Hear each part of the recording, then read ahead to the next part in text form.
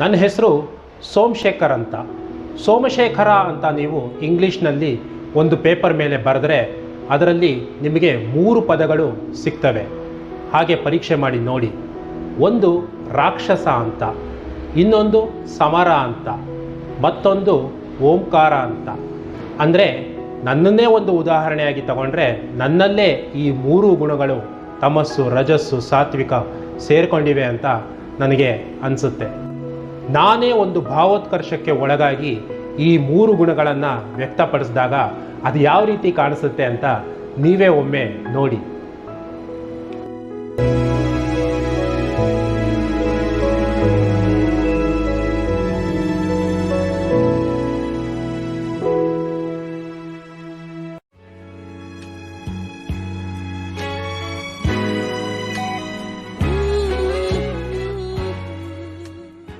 School ಎಂಬ ಕಾರ್ಖಾನೆಯಿಂದ ತಯಾರಾದ ಐನಾತಿ convent ತಳಿಗಳು ಕಾಲೇಜ್ ಸೇರಕ್ಕೆ ಮುಂಚೆ ಮಮ್ಮಿ ರೆಕಮೆಂಡೇಶನ್ನಲ್ಲಿ ಡ್ಯಾಡಿನ ಪುಸ್ಲಾಯಿಸಿ ಬೈಕ್ ತೆಗೆಸ್ಕೊಂಡು RTO ಆಫೀಸ್ನಲ್ಲಿ ಜೀವನದ ಪ್ರಪ್ರಥಮ ಲಂಚ ಕೊಟ್ಟಾದರೂ ಲೈಸೆನ್ಸ್ ಮಾಡಿಸಿ ಪುರ್ರಂತ ಹಾರಾಡ್ತಾ ಇರಬೇಕಾದ್ರೆ ಓದು ತಲೆಗಂಟುತ್ತೋ ಅಥವಾ ವಾಂತಿಯಾಗಿ ಆನ್ಸರ್ ಪೇಪರ್ ಮೇಲೆ ಬೀಳುತ್ತೋ ಅಂತೂ ಒಂದು ಡಿಗ್ರಿ ಸಂಪಾದಿಸಿ ಕಂಪನಿಗಳ ಮುಂದೆ ರೆಸ್ಯೂಮೆ ಎಂಬ ರಂಗೋಲಿ ಬಿಡಿಸುತ್ತಾ ಕೂತಿರ್ಬೇಕಾದ್ರೆ ಮ್ಯಾರೇಜ್ ಎಂಬ ಇನ್ನೊಂದು ಬಿಸ್ನೆಸ್ಗೆ ಇನ್ವೆಸ್ಟ್ಮೆಂಟ್ ರೆಡಿ ಮಾಡ್ಕೋಬೇಕು.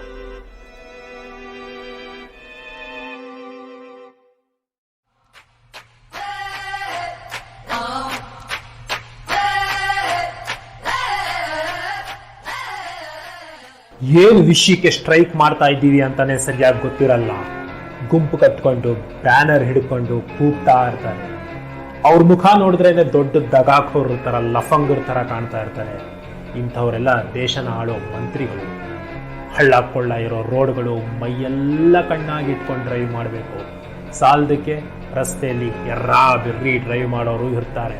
ತಲೆ ಒಳಗೆ ಇನ್ಯಾವುದೋ ಒಂದು ಚಿಂತೆ ಬೇರೆ ಕೊರಿತಾ ಇರುತ್ತೆ. ಯಾರೋ ಒಬ್ಬ ಗರ್ಭಿಣಿ ಹೆಂಗಸನ್ನ 2 ವೀಲರ್ ಮೇಲೆ ಕುಳ್ಳಿಸ್ಕೊಂಡು ಹೋಗ್ತಾ ಇದ್ದ. ಇಕ್ಕಟ್ಟಿನ ರಸ್ತೆ. ಆ ಎಮ್ಮ ಕೆಳಗೆ ಬಿದ್ದು ಲಾರಿ ಅವಳ ಮೇಲೆ ಹರಿದು ಹೊಟ್ಟೆಯಲ್ಲಿರೋ ಮಗು ಹಸಿಯಾಗಿ ಹೊರಗೆ ಬಿದ್ದು ರಕ್ತ ಮಾಂಸದ ಮುದ್ದೆ. ಅಬ್ಬಾ, ಆ ದೃಶ್ಯ ನೆನೆಸ್ಕೊಂಡ್ರೆ ಈಗಲೂ ಎದೆ ಬಾಯಿಗೆ ಬಂದಂತಾಗುತ್ತೆ. ಪ್ರಪಂಚದ ಯಾವ ಮೂಲೆಯಲ್ಲಿ ಬೇಕಾದರೂ ಇದು ನಡೀಬಹುದು. ಗ್ರಹಚಾರ ಹೇಗೆ ಬೇಕಾದರೂ ಬಂದೆರಗಬಹುದು. ಆದರೆ ನಮ್ಮ ದೇಶದಲ್ಲಿ ಇದಕ್ಕೆಲ್ಲ ಸುಲಭವಾಗಿ ಆಸ್ಪದ ಕೊಡ್ತೀವಲ್ಲ, ಅದು ಹೊಟ್ಟೆ ಉರಿಯೋದು. ದೊಡ್ಡವರೇನೋ ಈ ಸಮಸ್ಯೆಗಳಿಗೆ ಕೀಳೋಕೆ ಆಗದಿರೋ ಹಾಗೆ ಅಂಟ್ಕೊಂಡು ಬಿಟ್ಟಿರ್ತಾರೆ. ಆದರೆ ಮಕ್ಕಳು ಎಳೆ ಮಕ್ಕಳು ಅವ್ರು ಯಾಕೆ ಇದಕ್ಕೆ ಬಲಿಯಾಗಬೇಕು?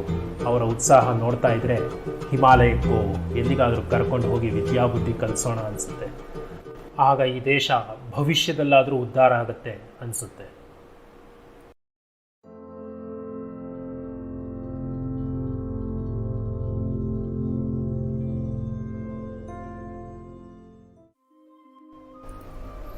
ನಮ್ಮ ದೇಶದ ಜನರು ಪ್ರಪಂಚದಲ್ಲೇ ಹೆಚ್ಚು ಹೃದಯವಂತರು.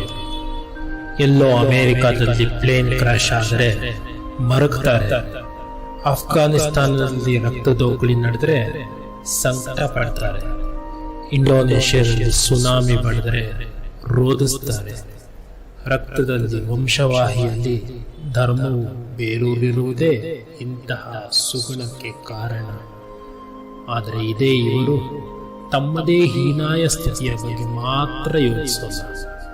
ಬೇರೆ ದೇಶದವರು ನಮ್ಮನ್ನ ಡರ್ಟಿ ನೇಷನ್, ಬ್ಲಡಿ ಇಂಡಿಯನ್ಸ್ ಅಂತ ಕರೆದಾಗ ನನ್ನ ಎದೆಯಲ್ಲಿ ಒಸರುವ ನೋವನ್ನ ತಡ್ಕೊಳಕ್ಕಾಗಲ್ಲ. ನನ್ನ ದೇಶ ಬದಲಾಗುತ್ತೆ. ಇಷ್ಟು ಕ್ರೌರ್ಯಗಳ ನಡುವೆನೂ ಇನ್ನೂ ಒಳ್ಳೆ ಮಂದಿ ಉಳ್ಕೊಂಡಿದ್ದಾರೆ. ಇದೇ ನಮ್ಮ ದೇಶದ ಹಿರಿಮೆ. ಒಂದು ಕಾಲಕ್ಕೆ ಜಗತ್ತಿಗೆ ವಿದ್ಯೆ, ನಾಗರಿಕತೆ ಕಲಿಸಿದ ದೇಶ ನಮ್ಮದು ಅಲ್ವಾ?